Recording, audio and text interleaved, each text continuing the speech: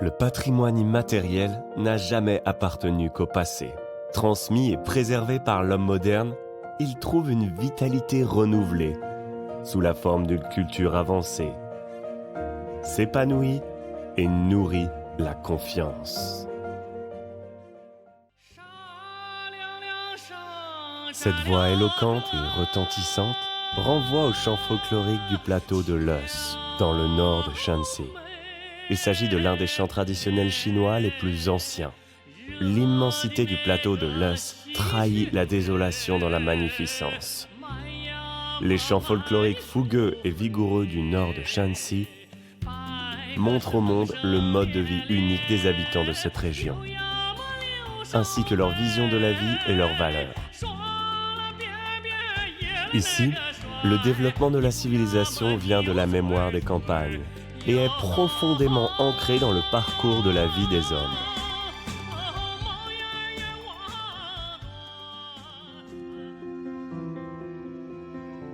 En suivant la rivière-mère de la civilisation chinoise vers la vaste plaine du nord de la Chine.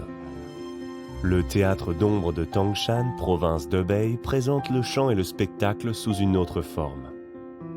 Certains artistes se chargent du chant et de la musique et d'autres de la danse. Joué depuis des siècles, il porte en lui l'héritage de la culture. L'interprétation vivace et expressive constitue l'empreinte culturelle la plus vivante. Le patrimoine et le développement donnent une nouvelle transformation à Tangshan.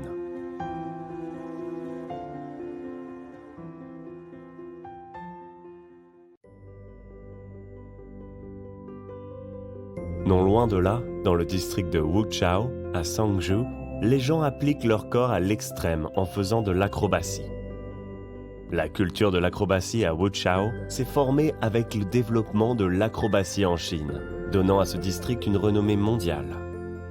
Au bout de 2 millénaires d'évolution, la culture acrobatique de Wuchao s'est sans cesse enrichie. Entre l'ombre et la lumière envoûtante, le spectacle acrobatique, tel des vagues ondulantes, rafraîchit le cœur des gens.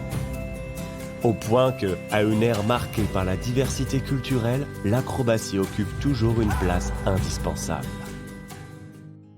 À la différence de l'acrobatie flexible et polymorphe, le tai chi, né des philosophies traditionnelles du confucianisme et du taoïsme, accorde autant d'importance au corps qu'à l'esprit, à la fermeté qu'à la souplesse, et se pratique en douceur. La vieille ville de Guangfu, à Yongyan dans l'Hubei, porte la mémoire de l'histoire du tai chi. C'est ici que cette boxe traditionnelle chinoise s'est largement répandue. Le tai chi ouvre la porte vers la mémoire sur la physionomie de cette vieille ville. Briques bleues et tuiles grises, ce sont les couleurs les plus familières ancrées dans le cœur des habitants de Yongyan.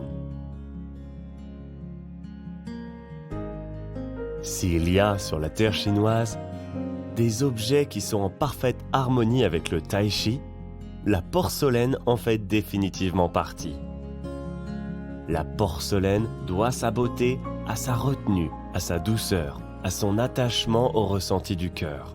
C'est un état d'esprit zen en soi, et aussi un état d'harmonie entre l'homme et la nature. Qingdezhen a toujours été connue comme la capitale de la porcelaine. Depuis des millénaires, les fours brûlent sans arrêt, dont les produits les plus connus sont la porcelaine blanche, un trésor important du patrimoine culturel chinois. La qualité inébranlable et calme de la porcelaine de Qingdezhen, ni trop humble, ni trop arrogante, est un reflet parfait de la qualité et du caractère de Qingdezhen. De nos jours, les héritiers de la culture de la porcelaine, par leur effort respectif au mépris des difficultés, convergent dans le courant entraînant le développement culturel de Qingdezhen. Des paysages magnifiques à l'artisanat exquis.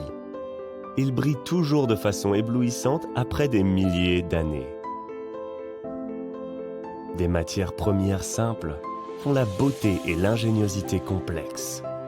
Un patrimoine chargé d'histoire rivalise d'éclat avec des lignées culturelles millénaires.